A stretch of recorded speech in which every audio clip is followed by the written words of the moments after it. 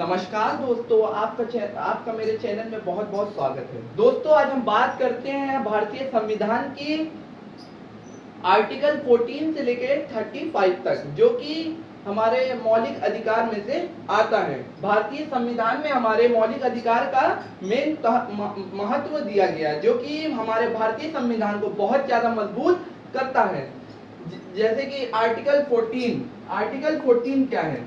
अनुच्छेद 14 समता का अधिकार, जिसको हम बोलते हैं समता का अधिकार। हर आदमी को, हर लोगों को, हर चाहे वो छोटे जाति का हो, चाहे बड़े जाति का हो, चाहे उसकी संस्कृति अलग हो, चाहे उसकी संस्कृति अलग हो, चाहे जो कोई भी हो, जो भी कोई भारत का नागरिक है, उसे समता के अधिकार के मतलब जो है, उसको समता के अधिकार के अंतर्गत हर तरीके की भारतीय संविधान द्वारा छूट है।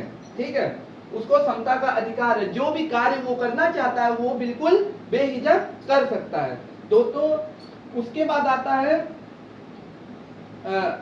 ये हो गया। फिर उसके बाद आता है स्वतंत्रता का अधिकार। हर लोगों की हर तरीके की स्वतंत्रता है।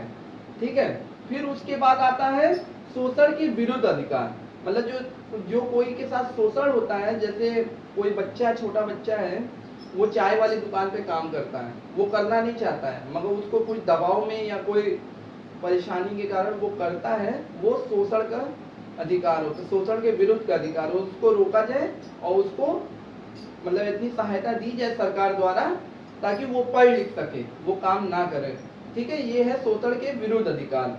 ठीक है, फिर उसके बाद आता है धार्मिक अधिकार। धार्मिक अधिकार वो अधिकार है, जैसे कि हमारे भारत में हर तरीके के लोग रहते हैं, हिंदू, मुस्लिम, सिख, ईसाई, ठीक है, जैन, हर तरीके के लोग रहते हैं। तो हर लोगों को हर तरीके से रहने का अधिकार है। मतलब हर तरीके का फेस्टिवल, उनका त्योहार आता है, जैसे ईद, बकरीद और होली, दिवाली, हर तरीके की त्योहार मनाने की छूट है। ठीक है, और भी जो उनके संस्कृति में दिया गया है। फिर उसके बाद आता है संस्कृति का अधिकार। संस्कृति के अधिकार में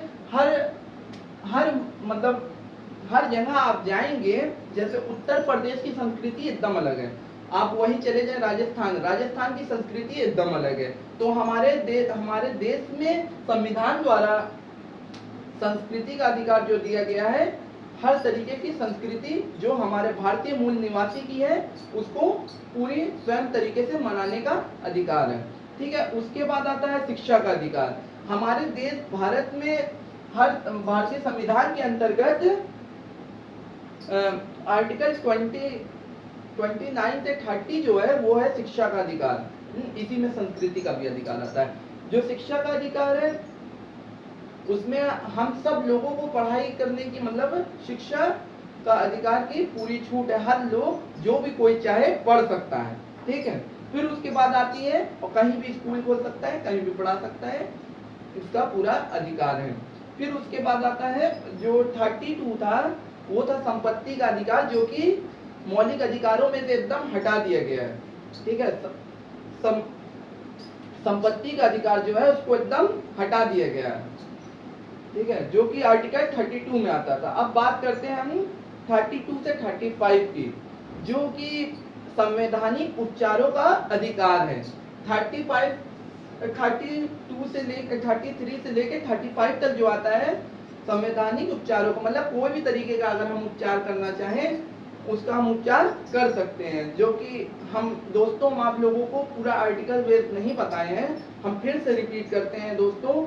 अगर इसमें कोई गलतियां होती होंगी उसे माफ करना है।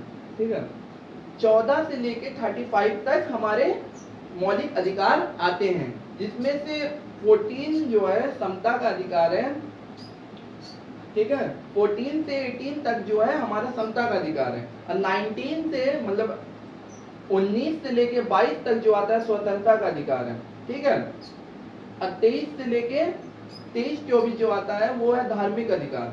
ठीक है, नहीं, 23 से जो 24 तक आता है वो है शोषण के विरुद्ध अधिकार। ठीक है दोस्तों, फिर जो 25 से लेके 28 तक जो है, मतलब 25 से लेके 28 तक हमारा धार्मिक अधिकार आता है। ठीक है, 29 और 30 जो है संस्कृति और शिक्षा का अधिकार है।